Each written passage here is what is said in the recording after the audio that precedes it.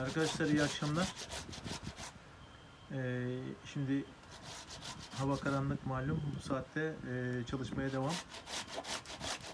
Domateslerimizi topladık. Şimdi domateslerimizi şöyle ikiye bölüp daha sonra rendeliyoruz. Leyla Hanım, ne yapacağız bunlarla? Domates sosu yapıyoruz. Rendeledik bak. Evet. Temizledik, yıkadık, Rendeledik, rendeledik. Sonra ateşte kaynatacağız. Önce topladık, sonra yıkadık bunları. Tabii. Başlarını Kötü ayıkladık. yerlerini kestik, temizledik, Evet. ayırdık. Ondan sonra rendeleyip kazanda kaynatacağız. Şişelerimize dolduracağız. Kapatacağız ağzını. Bu kadar. Evet. İçine Hiçbir başka şey bir şey koymayacağız. koymuyor Hayır, muyuz? yok. Tamam. Yağ ve tuz koyuyorduk eskiden. O birazcık tadını ağırlaştırıyor. Ama böyle sade doldurunca hiç taze domates gibi oluyor. O yüzden artık koymuyorum. Eskiden koyuyorduk. Sadece kaynatıp Şişelere kaynatıp. tutturacağız işte kapaklarını, o kadar. Evet. Kaynarken dolduracağız. Ondan sonra kışın bunları yemeklerde mi kullanacağız? Yemeklerde, her şeyde, çorbalarda, Evet. pizzalarda her şeye kullanıyorum. O yüzden genelde soslarımı rende yapıyorum. Daha güzel oluyor. Evet. Bunlar kışlık yani. Blenderlarsak su gibi oluyor. Bunlar evet. Bunları kışın kullanmak için şu anda Tabii şişeli kışlık için. hazırlığı yapıyoruz. Hı hı, Doğru mu? aynen. Kış Evet. hazırlıklarımız başladı. Bu kadar. Evet arkadaşlar. Allah güle güle yemek nasip etsin. Evet, inşallah. İnşallah.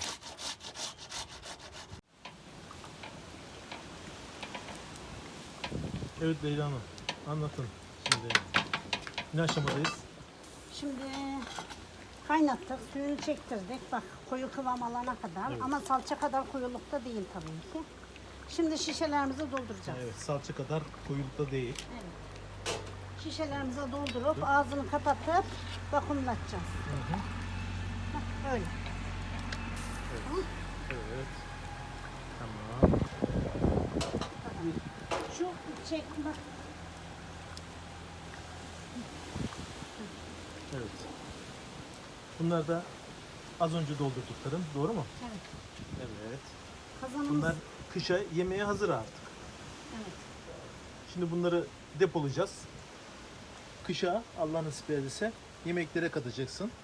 Evet. Yemeklere, her şeye kullanılıyor işte. Evet. Orijinal sobamız da üzerinde.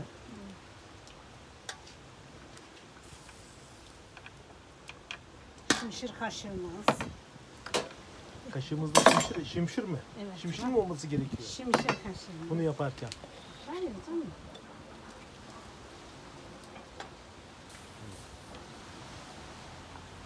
Şimşir daha kaliteli ama, o yüzden. Peki bu kapakların tutmama olasılığı nedir? Bazıları tutmayabiliyor. Peki niçin? Niçin? Kapakları ikinciye kullanırsan tutmuyor. İkinci kez kullanmayacağız kapakları, doğru mu? Ya kullanacaksın ama bazıları işte tutuyor, Bıçakla bazıları açıldığı için. bıçakla açıldığı için tutmuyor bazıları. Evet. O yüzden yani sıfır kapak kullanmak o zaman daha faydalı. Daha faydalı.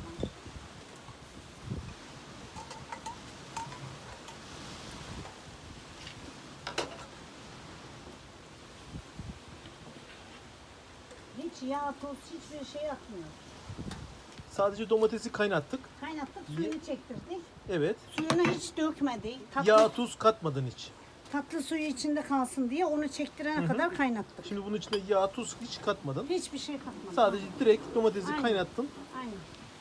ve şişeliyoruz. Doğru mu? Şişeliyoruz, aynen. Çok güzel.